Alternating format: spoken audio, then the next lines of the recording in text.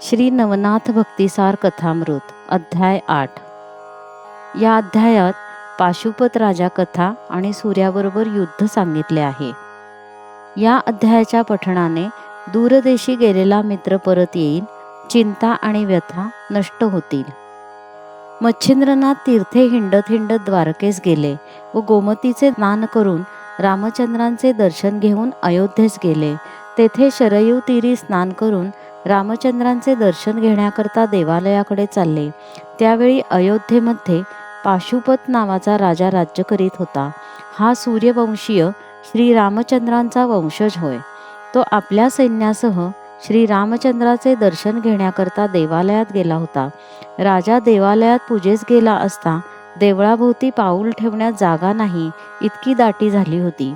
तशा गर्दीतून मच्छिंद्रनाथांची स्वारी रामाचे दर्शन घेण्यासाठी पुढे घुसली व ते जेमतेम देवळाच्या दरवाजापाशी आले, पण द्वारपालांनी त्यांना आत जाण्यास अटकाव केला।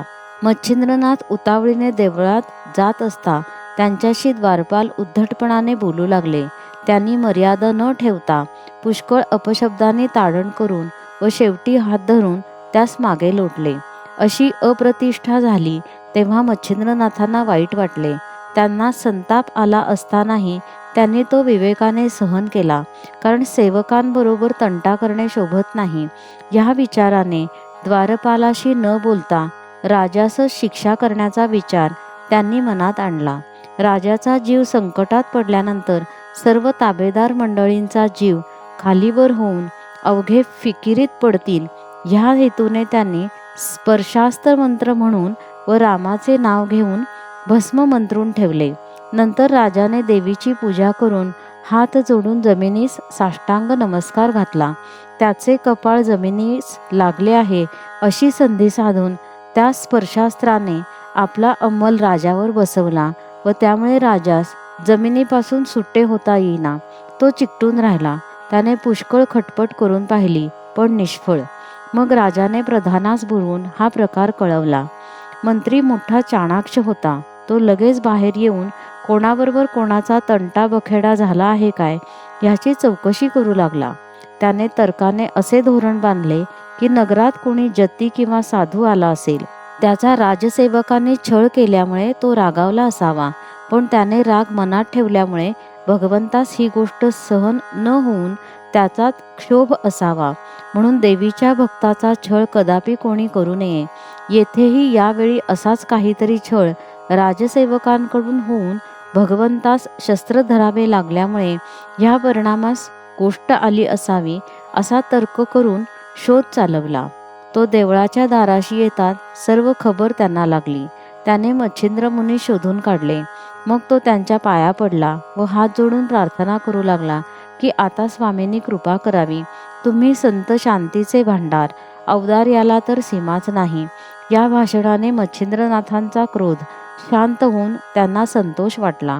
मग हातात भस्म घेऊन विभक्त मंत्र म्हणून त्यास भस्म फुंकतात राजा जमिनीस चिकटलेला होता तो लगेच सुटा झाला। राजा उठून बसल्याची बातमी लागतात प्रधानाने मच्छिंद्रनाथांचा हात धरून त्यांना देवळात नेले व राजास झालेला समग्र वृत्तांत निवेदन केला। मग राजा त्यांच्या पाया पडला व नाव विचारू लागला असता मला मच्छिंद्र म्हणतात म्हणून त्यांनी त्यास सांगितले। मच्छिंद्रनाथांची कीर्ती पूर्वीच राजास ऐकून ठाऊक झालेली होती। तोच मच्छिंद्रनाथ आज येऊन दर्शन देत आहे म्हणून राजास फार आनंद झाला। नंतर राजाने त्याचा हात धरून आपल्या समागमे राजवाड्यात नेले। तेथे सिंहासनावर बसवून त्यांची षोडशोपचारांनी पूजा केली व स्वतः त्यांच्या सेवेकरता हात जोडून उभा राहिला। अशी राजाची निष्ठा पाहून मच्छिंद्रनाथास परम आनंद झाला। मग प्रसन्न होऊन कोणता हेतू तुझ्या मनात आहे तो मला कळव, म्हणून त्यांनी म्हटले।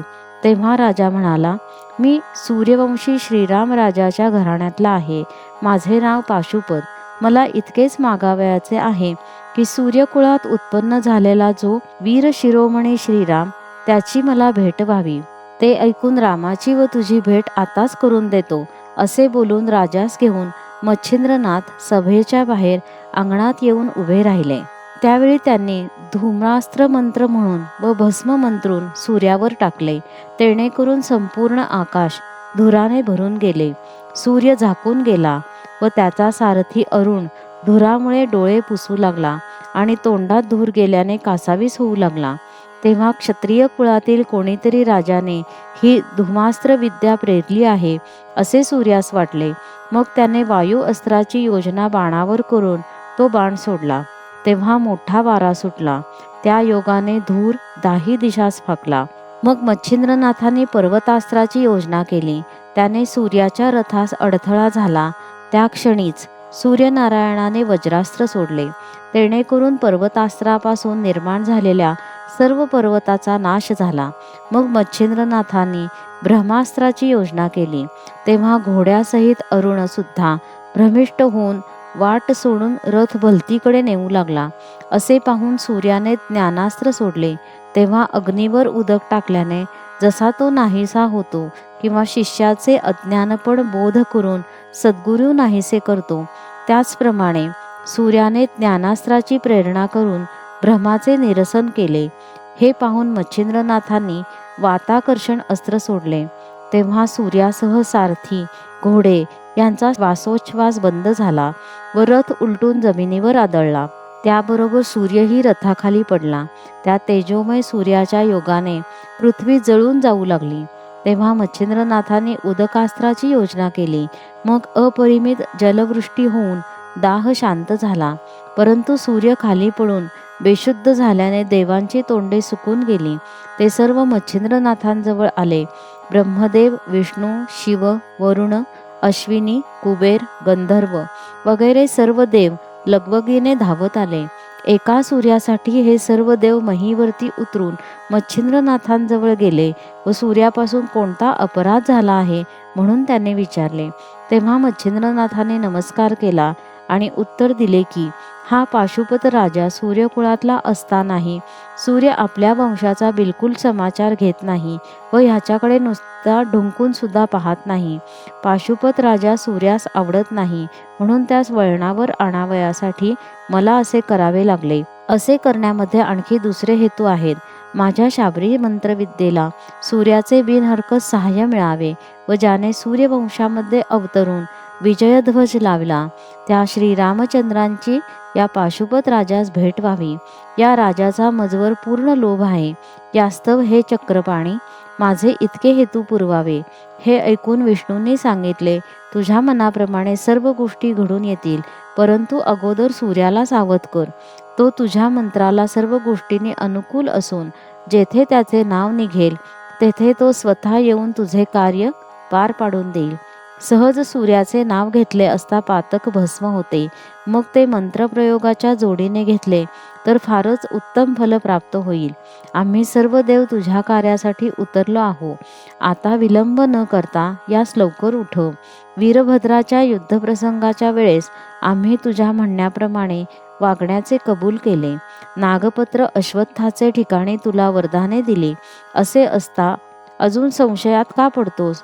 असे बोलून सर्व देवांनी दुःखापासून सोडवण्याबद्दल सांगितले. परंतु मच्छिंद्रनाथाने सांगितले की पाशुपत राजास रामाचे दर्शन करवा, म्हणजे माझ्या मनाला स्वस्थता वाटेल.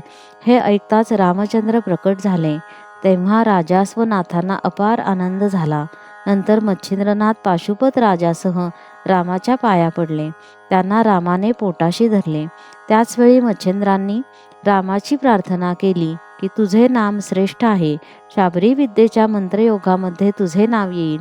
तेव्हा तू येथे हजर राहून ते कार्य सिद्धीस न्यावे व याबद्दल प्रसन्न मनाने वचनादाखल माझ्या हातावर हात द्यावा. हे ऐकून रामाने तिन्ही देवांचा अवतार दत्तात्रय, त्याचा पूर्णपणे वरदहस्त तुझ्या मस्तकावर, तो पूर्ण ब्रह्म नरसिंह अवतार, त्याचीही तुला पूर्ण अनुकूलता. मग मी का तुला सहाय्य न व्हावे? तर तुला मी सर्वस्वी सहाय्य आहे. मंत्रात माझे नाव निघतात, मी ते कार्य करीन, असे त्यास रामाने वचन दिले. त्यावेळी त्यांनी असेही सांगितले की तू कविनारायणाचा अवतार असल्यामुळे आपण उभयता एकच आहो. असे सांगून सूर्यास उठवण्यासाठी रामांनी मच्छिंद्रनाथांना पुष्कळ आर्जव केले. मच्छिंद्रनाथांचा त्यावेळचा आनंद अपरिमित होता. मग मच्छिंद्रनाथांनी वायुक्त अस्त्रमंत्र म्हणून भस्म टाकताच सूर्य सावध झाला व त्याने सर्व देवांना जवळ बोलावले. सर्व देवांनी त्यास नमस्कार केला. पुढे हा कोणत्या वीराचा प्रताप म्हणून सूर्याने विष्णूस विचारले व मला हात दाखवणाऱ्या प्रतापी वीरास एकदा आणून मला भेटवा म्हणून सांगितले. सूर्यास भेटण्यासाठी देवांनी मच्छिंद्रनाथास बोलावले. मग सूर्यापासून दाह न व्हावा म्हणून चंद्रास्त्र मंत्रून नाथ त्यास भेटावयास गेले. नमस्कार केल्यानंतर सूर्याने त्यास नाव गाव विचारले असता विष्णूनेच मुळापासून त्यास कथा सांगितली. तेव्हा सूर्याने मच्छिंद्रनाथास साबरी विद्येस सहाय्य असल्याबद्दल वचन दिले. मग पाशुपत राजास त्याच्या पायावर घातले. आपला वंशज पाहून सूर्यास आनंद झाला. मग त्याचे समाधान करून सूर्यासह सर्व देव आपापल्या ठिकाणी गेले. मच्छिंद्रनाथही राजाचा निरोप घेऊन व रामाचे दर्शन घेऊन पुढे तीर्थयात्रा करीत चालले. श्री नवनाथ भक्तिसार कथामृत अध्याय 8 समाप्त.